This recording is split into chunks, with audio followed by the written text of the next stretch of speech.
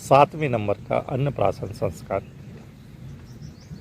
कि जब कोई बालक, यदि वो लड़का है तो उसका अन्नप्राशन संस्कार 6वें माह, 8वें माह, 10वें माह और 12वें माह में करना चाहिए। यदि वो बालक कन्या है तो उसका अन्नप्राशन संस्कार 5वें माह, 7वें माह, 9वें माह और 11वें माह में करना चाहिए। इसमें क्या करना चाहिए? इसमें बच्चे को जो है, जैसा कि नाम से क्लियर है अन्नप्राशन, तो इसमें बच्चे को अन्न का स्वाद देते हैं, उसको अन्न चखाते हैं।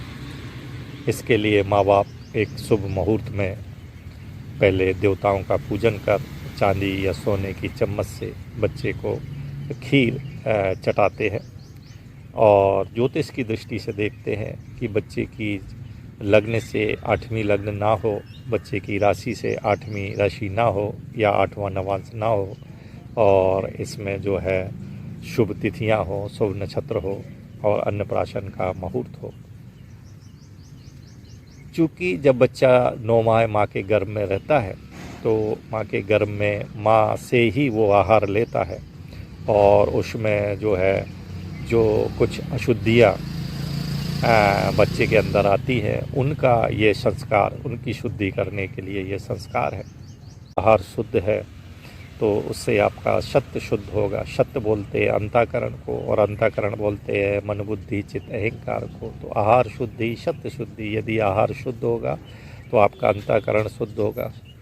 सत्य शुद्धि, ध्रुव स्मृति। यदि आपकी सत्य शुद्ध है, अंतःकरण शुद्ध है, तो आपको जो है दृढ़ स्मृति प्राप्त होगी। स्मृति लब्धे, जब आपकी दृढ़ स्मृति प्राप्त होगी तो सर्व ग्रंथिन विप्रमोक्षा, तो आपके सारे संशयों का भेदन हो जाएगा, छेदन हो जाएगा।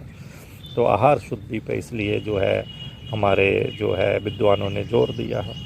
आहार शुद्ध किसको बोलते हैं? जो पुरुषार्थ से कमाया गया अन्न हो, न्याय अन्याय अत्याचार अधर्म से वो अन्न ना कमाया गया हो। क्योंकि यदि अधर्म पूर्वक वो अन्न कमाया गया हो तो वो शुद्धि नहीं होगी, वो उसमें अन्न की शुद्धि नहीं होती है। तो इस प्रकार जो है धर्म पूर्वक कमाया गया अन्न से यदि उसका आहार हम लेंगे तो वो आपकी अन्न की शुद्धि हो जाएगी, सत्व की शुद्धि हो जाएगी।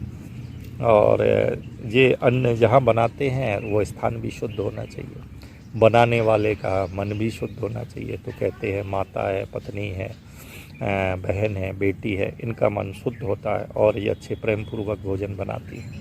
का कभी निरादर नहीं करना चाहिए। अन्न का ये भोजन देख के हमको प्रसन्न होना चाहिए, हमें उनका सम्मान करना चाहिए, क्योंकि रसो ब्रह्म कहा गया है कि अन्न जो है वो ब्रह्म है और उसका रस विष्णु है और उसका भोक्ता महेश्वर है। तो अन्न का हमें कभी निरादर नहीं करना चाहिए और हमें पुरुषार्थ से अन्न कमाना चाहिए।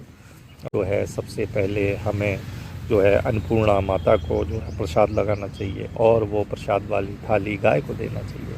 इसके बाद हमें कुत्तों को देना चाहिए, इसके बाद हमें पक्षियों को देना चाहिए, इसके बाद हमको चींटियों को देना चाहिए। अन्नप्राशन संस्कार में जहाँ तक है कि एक हिजड़े को भी भोजन कराएं और एक सफाई कर्मी को भोजन कराएं।